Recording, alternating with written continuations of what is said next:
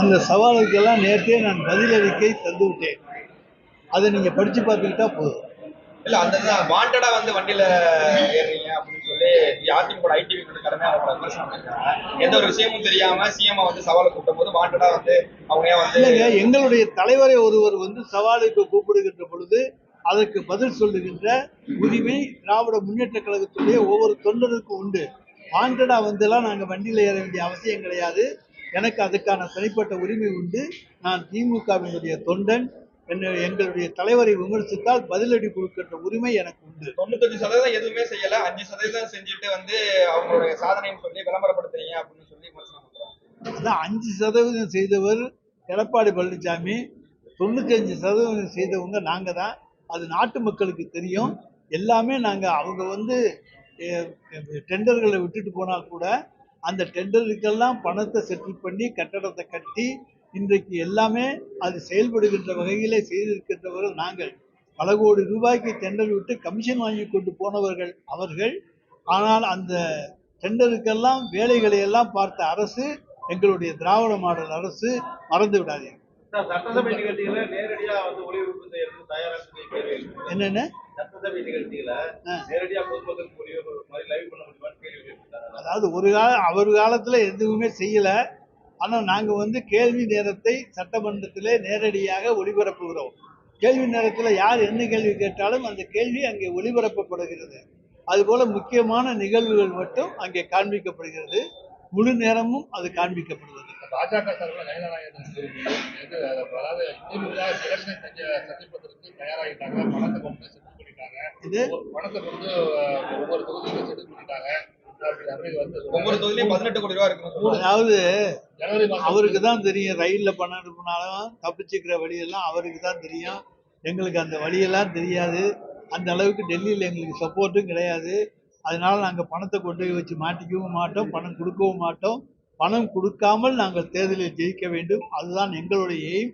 அவங்க பணத்தை கொடுத்து தோக்க வேண்டும், அதுதான் எங்களுடைய எண்ணம். கரூர் சம்பவத்துல சிபிஐ அதிகாரிகள் இங்க என்கொயரி பண்ணிருக்காங்க. இப்போ திடீர்னு சென்னைக்கு டெல்லிக்கு எல்லாரையும் வர சொல்லியிருக்காங்க. நீங்க எல்லாமே போயிருக்காங்க, எஸ்பில இருந்து ஆரம்பிச்சு அத்தனை பேர் போயிருக்காங்க. அதை சார் பாருங்க சார், சிபிஐ அதிகாரிகள் எவ்வளவோ விசாரணைகள் பண்ணுவார்கள், அங்கே இங்கே இழுத்தடிப்பாங்க. அதுதான் அவங்களுக்கு கொடுக்கப்பட்டிருக்கிற அசைன்மெண்ட். அதைத்தான் அவங்க இன்னைக்கு செஞ்சுக்கிட்டு இருக்காங்க. அவரை பிடிச்சிப்பாரு, கொண்டு 4 மணி நேரம் உட்காந்து வச்சு அவனை டார்ச்சர் பண்ணு.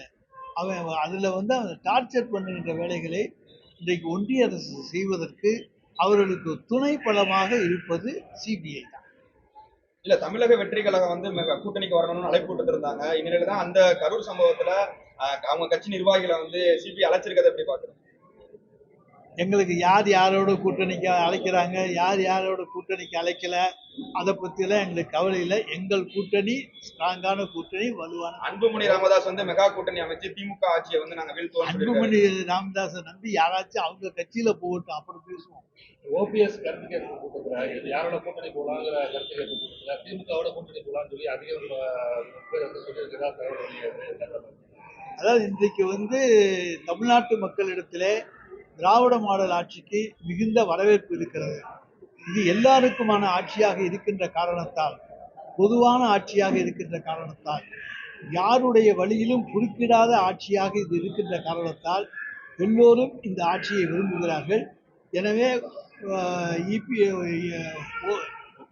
ஓபிஎஸ் கூட்டிய கூட்டத்தில் அவருடைய மாவட்ட செயலாளர் இந்த கருத்துக்களை கூறியிருக்கலாம். தமிழ்நாடு சட்டமன்றம் 20ஆம் தேதி கூடுது. புதுக்கோட்டைக்கு தேவையாக உள்ள காவிரி குண்டார் இணைப்பு திட்டத்திற்கான ஏதாவது நீங்க கோரிக்கை வைப்பீங்களா? அறிவிப்பு சார், இங்க நிலம் கையகப்படுத்துவது மிகப்பெரிய பிரச்சனையாக இருக்கிறது.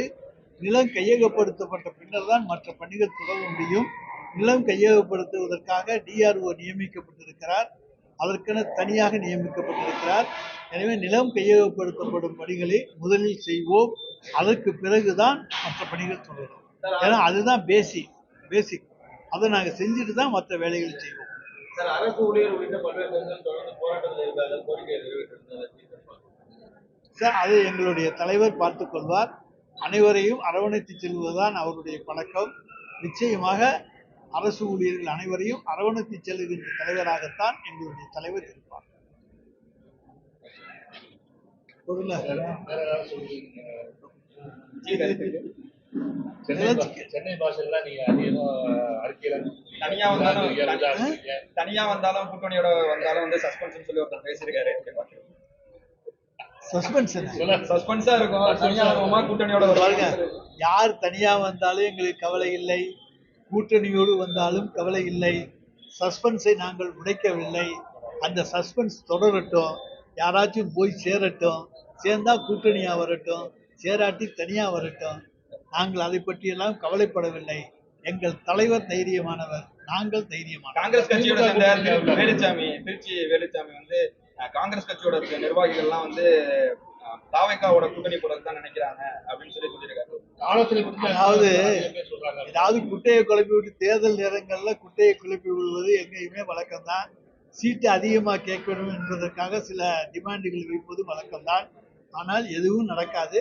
கடந்த தேர்தலை போலவே எல்லாமே இருக்கும். ஆட்சியை திமுக பிடிக்கும். சார், பாமக கூட்டணி அன்புமணி வந்து பாஜக கூட்டணி போட போகணும்னு ஆசைப்படுறாரு, ராமதாஸ் திமுக கூட்டணி போட போகணும்னு ஆசைப்படுறாரு.